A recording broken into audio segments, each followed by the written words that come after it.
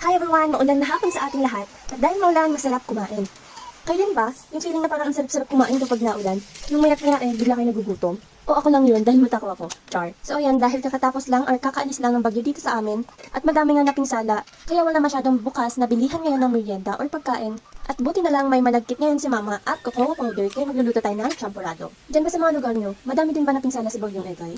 Dito kasi sa Abra, madaming binaha, madaming nawalan ng mga gamit, mga alagang hayop, at nasira yung mga pananim. Kaya madami tayong mga kababayan ngayon na nangangailangan ng tulong. Kaya sana madami pang may mabubuting puso dyan na handang tumulong dito sa ating mga kababayan.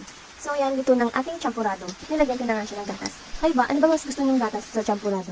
Yung liquid na gatas or yung powder? Ako kasi mas gusto ko yung powder.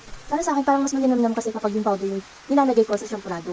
Sila mama naman, mas gusto nila yung liquid. Ewan ko ba, iba-iba lang siguro talaga tayo ng taste. So yan, hanggang dito na lang. Please don't forget to follow my FB page, Mami Joyce and Kiana. And please react, comment, and share na din. Thank you, bye!